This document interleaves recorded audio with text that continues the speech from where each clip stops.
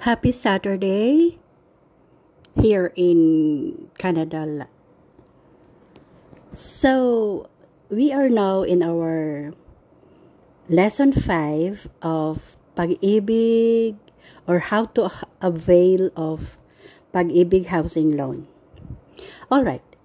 So, our situation now is that the borrower and the sellers are overseas.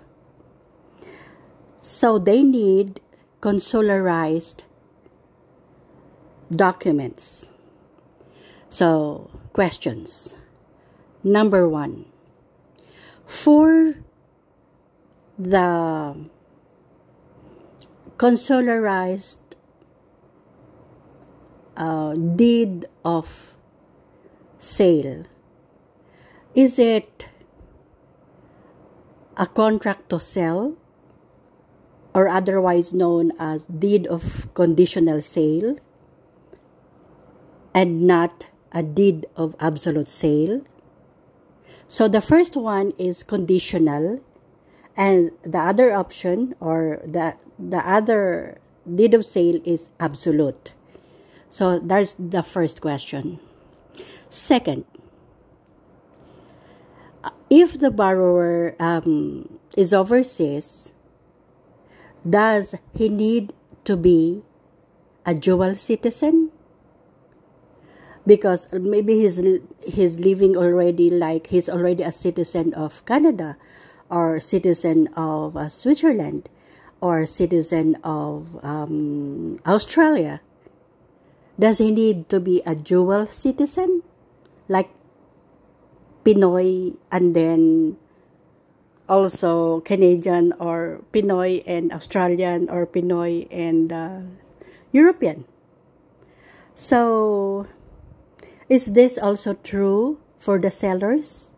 Dapat ba dual citizen din kapag nakatira ka na overseas? So, those are the questions. Now, let's go to the answers. Kumuha na po ng ballpen at papel, or you can write it down in your laptop while listening to this.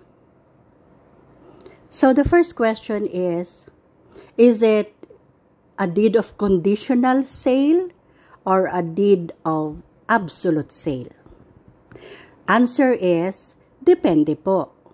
If you're applying, ka-apply mo pa lang, kasama sa mga dokumento mo, at hindi ka pa naa-aproban, a-apply mo pa lang papasok, sasubmit mo pa lang, then what you need is a consularized deed of conditional sale or a contract to sell. Hindi po deed of absolute. Okay po? Hindi po absolute.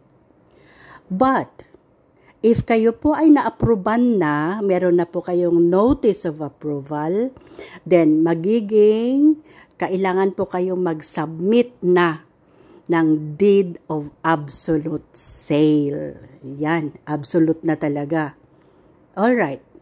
So, sino po ang gagawa nito? Ang gagawa po nito ay ang borrowers only. Kasi ikaw ang nag-a-apply ng housing loan ang Pag-ibig housing loan. So, ikaw ang magpapakonsularized ng deed of conditional habang nag-a-apply pa lang or nagsasubmit pa lang ng documents, or deed of absolute kapag may notice of approval na. Alright.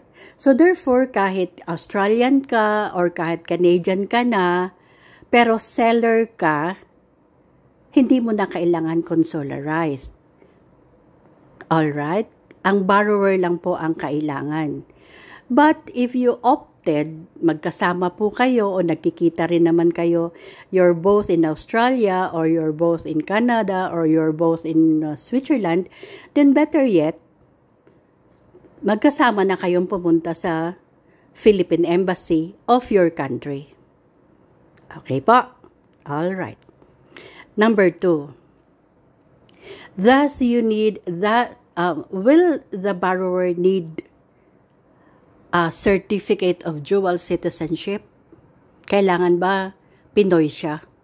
Or may dati siyang Pinoy, previously Pinoy, or dual citizenship po ang kinukuha lang po ito sa Philippine Embassy. Kailangan po ba? The answer is very yes. Kailangan po.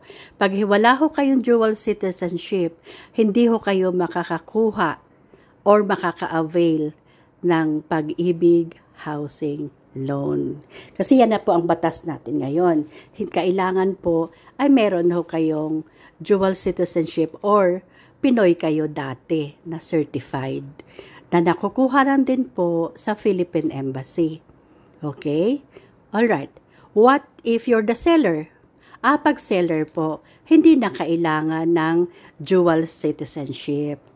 Okay? Again, kapag let's say Canadian ka or American ka, Australian ka or European ka, Switzerland, switch ka, ay hindi mo na kailangan ng dual citizenship. Kahit yung citizen na po kayo ng country nyo overseas, yun na lang po. Kasi seller naman kayo. Hindi naman kayo nag-a-apply for a loan. Okay po? So, I hope for today ay nakakuha ho kayo ng kunting kaalaman about this and about the how to avail the Pag-ibig Housing Loan. And if you need assistance or maybe any help will do, simply email us in canada.legal@yahoo.ca or beyondthatlife@yahoo.com. Have a good day pa.